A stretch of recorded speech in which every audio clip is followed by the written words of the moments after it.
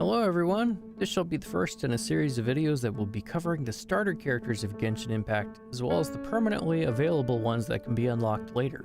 For this video we'll be covering Kaeya Alberic, the cavalry captain of the Knights of Avonius. He wields both a sword and a cryovision and is the second character available to add to your party while playing the main storyline. Kaeya is known for his secrets, so while we can't divulge the inner workings of his mind, we can shed some light on his combat abilities. Before we go any further, it is worth mentioning that Kaeya, along with the other two starter characters, can only gain constellations by either wishing on the standard banner or by unlocking them using star glitter in the Paimon shop. The choice is entirely at your own discretion, but this guide will assume you are interested in actively using Kaeya and may wish to understand how constellations furthers his utility. To start off, Kaeya's ceremonial blade work features a 5-hit combo that deals physical damage. You can embrace this aspect of play by adding Electro to your team to utilize Superconduct, or you can fully embrace his cryo element and lend him some infusion to allow all aspects of his damage to benefit from the same elemental bonuses. Ultimately, the choice is up to you, but Kaeya has a few tricks up his sleeve to make his on-field time worth it for those that wish to use his normal attacks. This comes in the form of his first constellation, Excellent Blood, which increases the crit rate of his normal and charged attacks by 15% whenever attacking an enemy affected by cryo. Kaeya's elemental skill is called Frost Gnaw, and it's characterized by a cone-shaped blast of ice in front of him. Not only does it deal instances of cryo damage, but Kaeya is unique in that he is capable of freezing bodies of water for a substantial amount of time, allowing him to traverse over water in a way only he can with 100% uptime.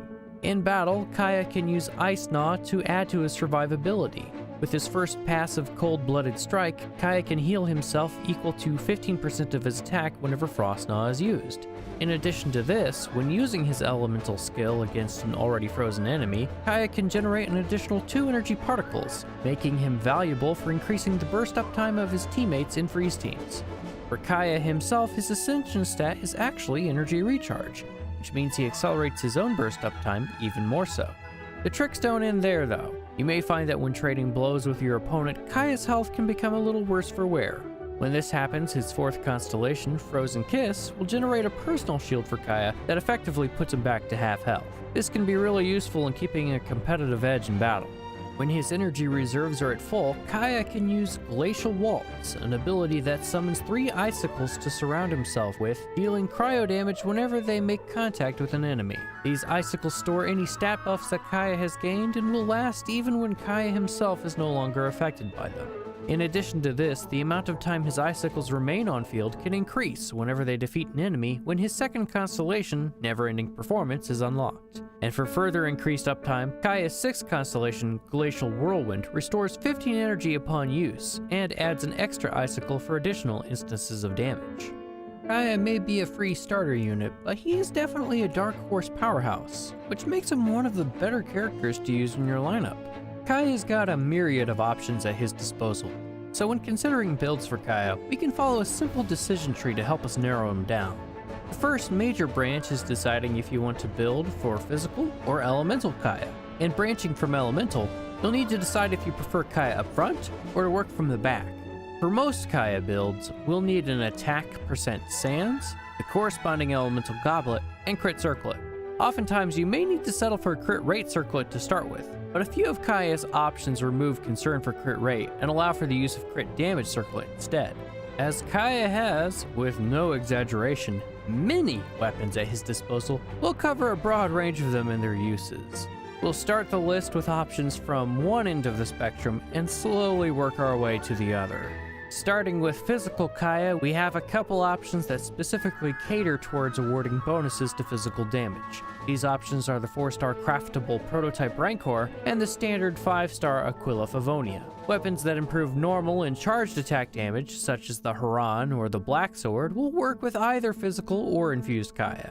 Weapons that provide bonuses to every aspect of Kaeya's damage, such as the Cool Steel and the Alley Flash, work fairly well with either branch you choose, so long as you fulfill their damage conditions. And finally, we have the Iron Sting and the Mist Splitter, which limit themselves to elemental Kaeya. Obviously, while the weapons near either end cater to a more limited playstyle, you'll find that the weapons that lie somewhere in the middle are pretty flexible and can fit in most builds. The most notable of these weapons is actually the Cool Steel. While it may only be a 3-star weapon, it holds up surprisingly well at full refinement, even against fully refined 4 stars, and that includes physical builds. It's worth noting that these weapons mainly prioritize damage. There are other options that improve utility, and they range anywhere from the Harbinger of Dawn to increase his crit rate and crit damage, the Favonius Sword to further improve energy restoration to the team, or the Skyward Blade, which is surprisingly well-rounded at providing energy while offsetting its lack of power with a flat talent buff.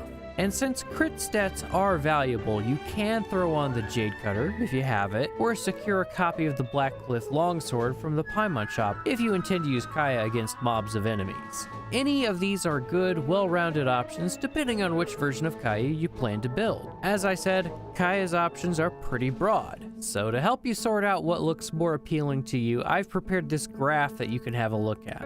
Feel free to pause the video or check out the image I've linked in the description below. We've already sorted out some artifact main stats, but now we should take a look at set bonuses. The set bonus that is ideal for you should match your intended playstyle and either pick up slack where your weapon left off, or further enhance what it's already improving. So when looking at builds, it's important to look at Kaeya's role in your party. For physical Kaeya, it's really easy to choose the trusty Pale Flame Bloodstain combination for a total of 50% damage bonus whenever dealing physical damage. For players that prefer Infusion Kaeya and want beefier combo damage, they can opt for the 4-piece Gladiator set. At lower adventure ranks, you can opt for the Martial Artist set as an approximate equivalent. For general purpose Kaeya and especially freeze tames, you can give Kaeya the Blizzard Strayer. This set is typically regarded as Kaeya's best set, as the 4-piece effect grants increased crit rate against opponents affected by cryo. This effect is even greater when enemies are frozen, which means that when Kaeya is in a freeze team, he can often forego the need for a crit rate circlet and opt for crit damage instead for increased damage output.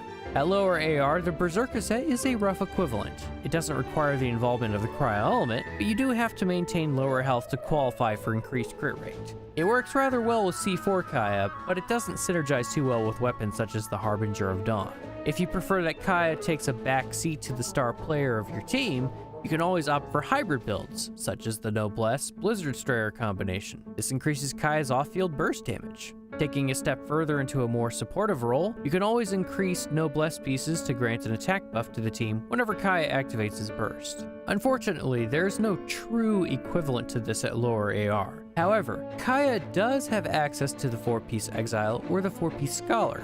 Exile grants the team energy when the wearer uses their burst, and the Scholar grants energy to your archers and catalyst wielders whenever Kaeya picks up energy particles. Either one is perfectly suitable for a support Kaeya, but it honestly comes down to your team composition as to which set will work better for your needs. As you can see, Kaeya has a lot of options at his disposal, and while it may be intimidating or even overwhelming at first, Kaeya can be surprisingly easy to build and can boast a considerable amount of power. So if you were looking for an excuse to finally start building him, I think now's the time to start looking at that decision tree and experimenting with your builds. At any rate, I hope you learned something new today, and if you didn't, I hope you enjoyed regardless. I'll see you all in the next video, so until then, stay tuned.